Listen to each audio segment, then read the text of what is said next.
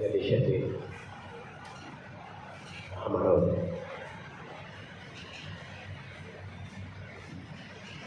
ज्यांनी या देशासाठी संविधान दिले, समाजामध्ये विशिष्ट रूढी परंपरा याच्यावरती फार मोठे प्रहार केले आहे. शिक्षण क्षेत्रामध्ये त्यांनी खूप मोठी क्रांती केली आहे. असे महामानव डॉक्टर बाबासाहेब आंबेडकर आणि या देशाला आमूलाग्र बदल करण्यासाठी जे जे महामानवांनी काम केले ते सर्व महामानव याचे या कार्यक्रमाचे अध्यक्ष, या प्रशालेचे मुख्याध्यापक आचार्य महाजन सर, या कार्यक्रमाला राठोड उपस्थित राहिलेले दुसरे पाहुणे राठोड सर, तुमच्या सोबत आलेले माझे भाऊ बालू बोर्डे आणि ज्यांच्यासमोर मी माझे छोटे विचार मांडतो असा पवित्र क्षेत्रात काम करणारा सुसंस्कृत असा संपूर्ण तुमच्या प्रशालेचा स्टाफ, त्यामध्ये शिक्षक बंधू आणि भगिनी,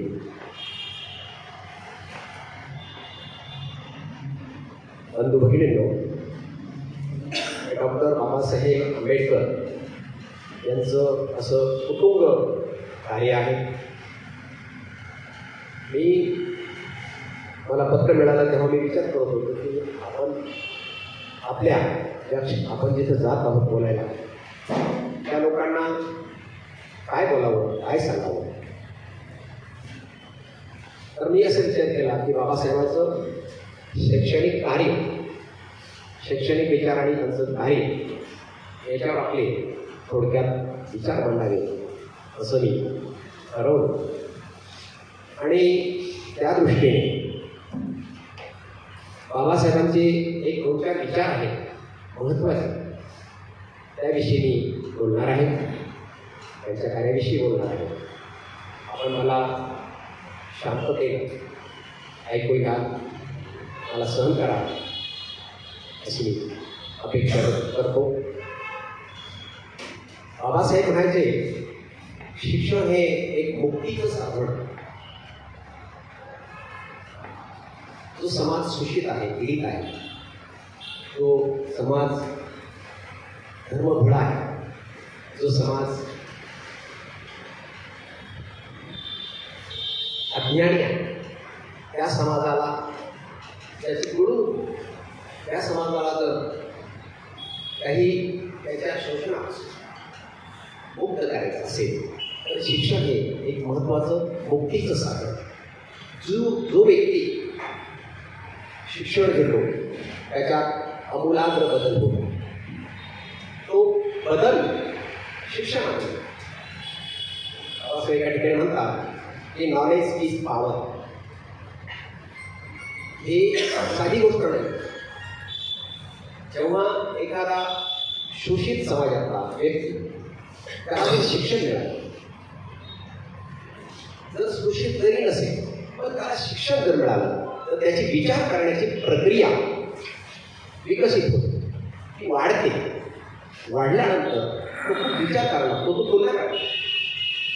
आणि तुलना करत असताना एखादा झोपडीत राहणारा शिकलेला मुलगा असेल, व्यक्ती असेल, तर तो विचार करायला लागतो, मी झोपडीत का आहे,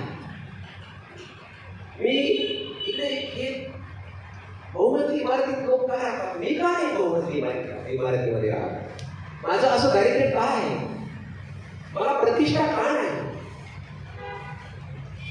मला सत्ता का नाही, असं तो विचार करायला लागतो. आणि त्याला शिक्षण प्रमुख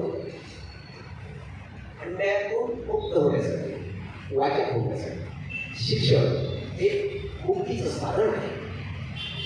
मग तो असाही पुढे विचार करतो, जर तो प्रगल्भ होत गेला तर मला मुक्ती मिळेल. त्यांच्याकडे आहे, माझ्याकडे नाही.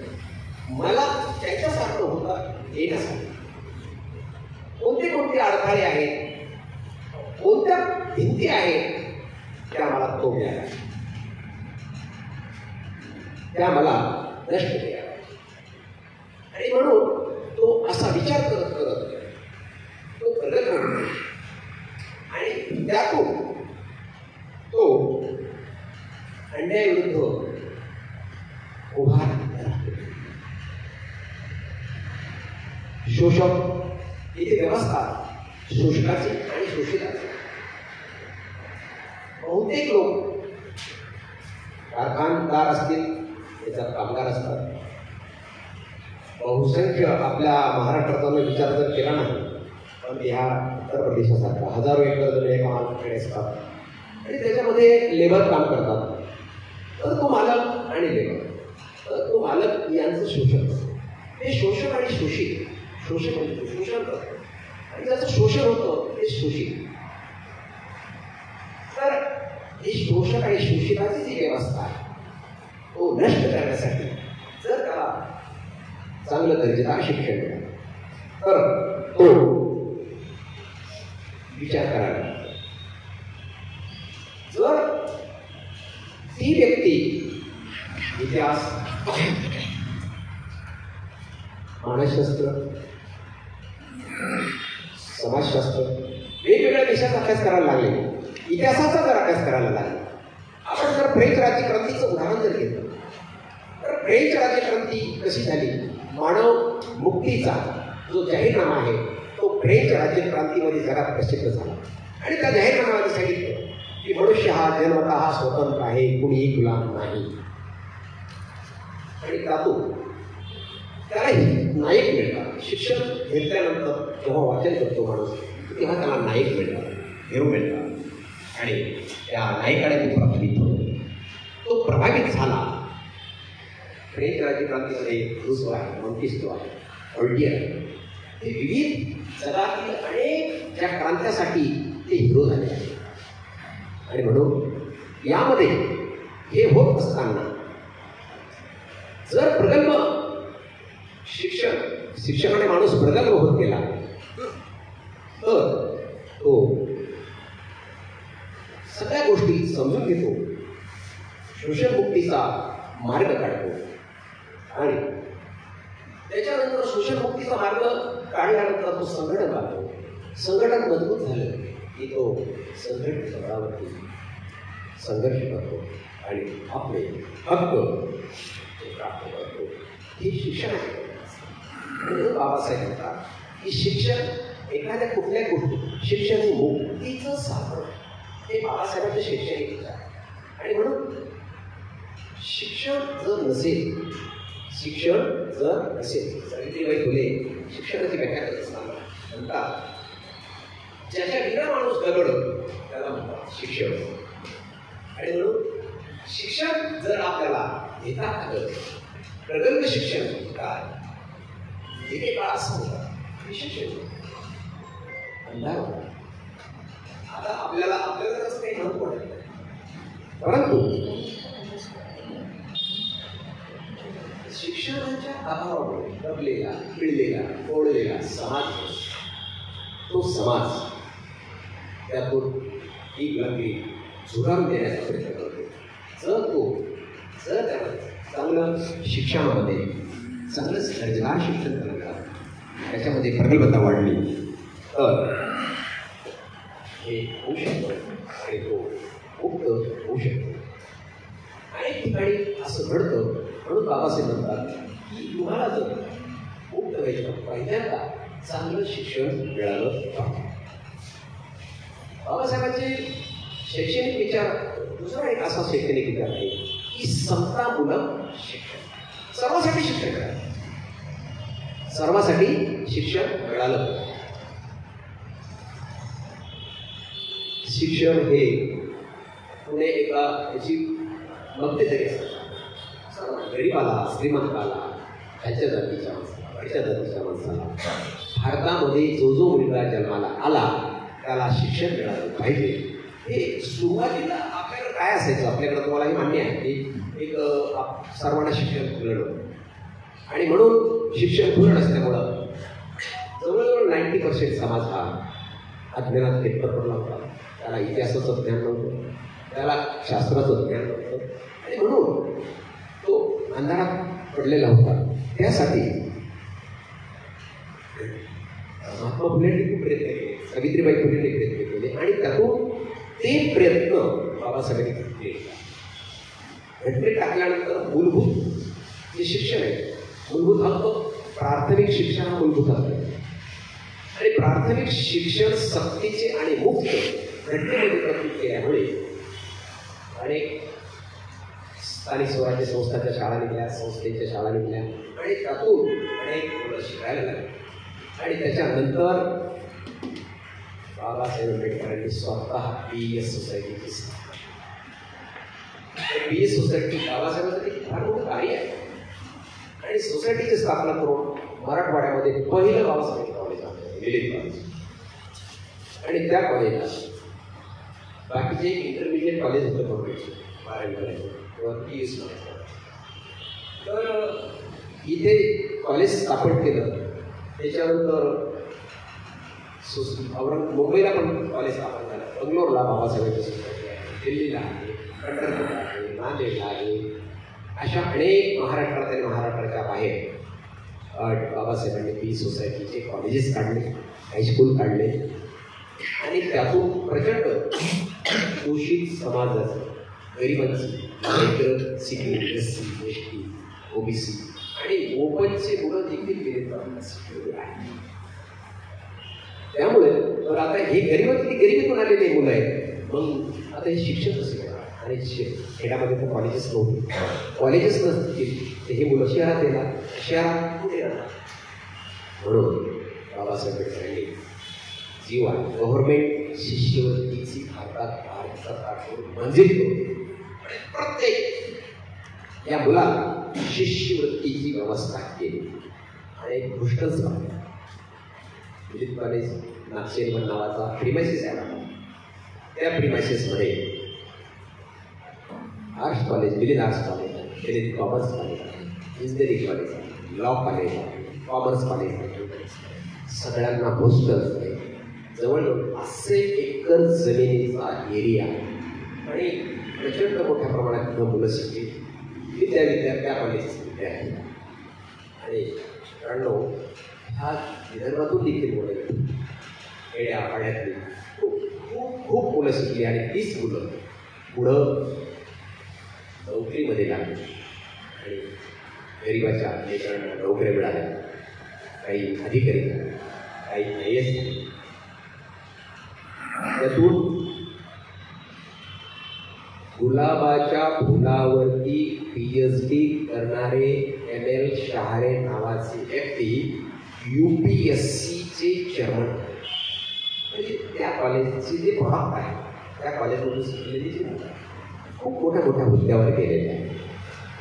तर ही बाबासाहेब हे जेवढं जे पीक आलेलं आहे विद्यार्थ्यांचं, हे पीक SC असतील, STचे असतील, BJPचे असतील, OBCचे असतील, OBCच्या मुलांना देखील शिष्यवृत्ती मिळते.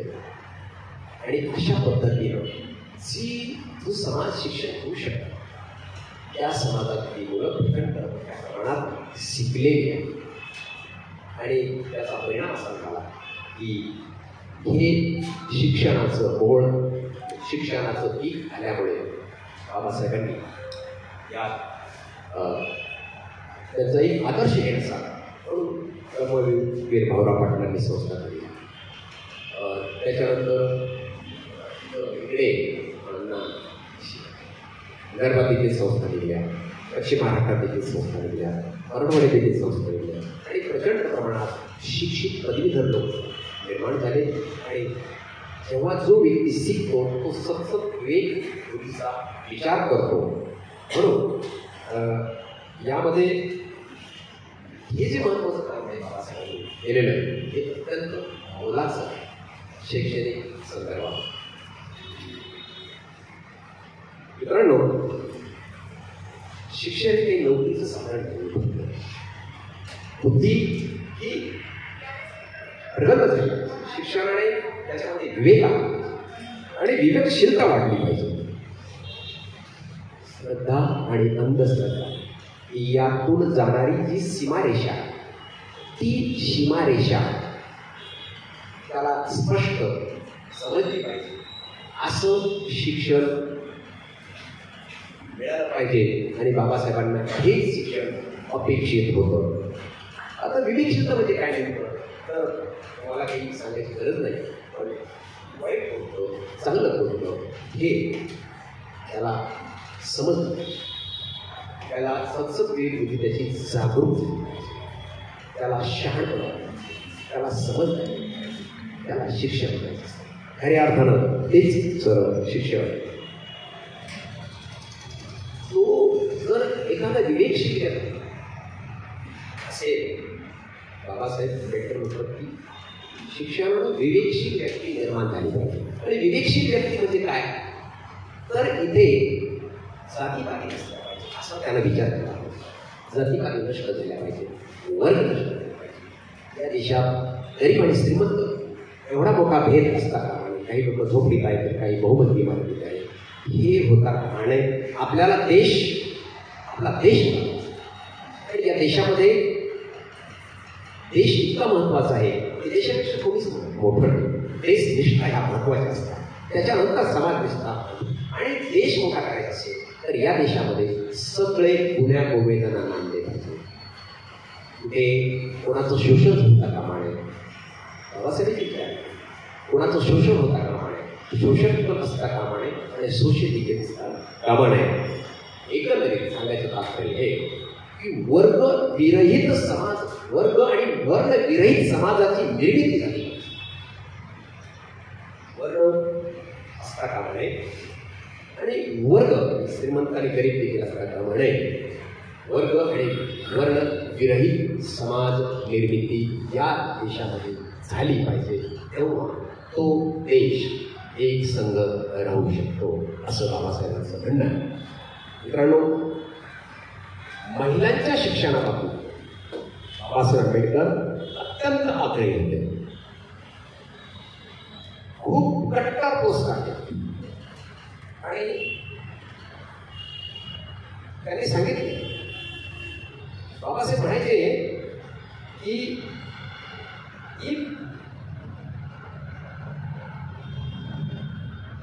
educate a man, if you educate a man,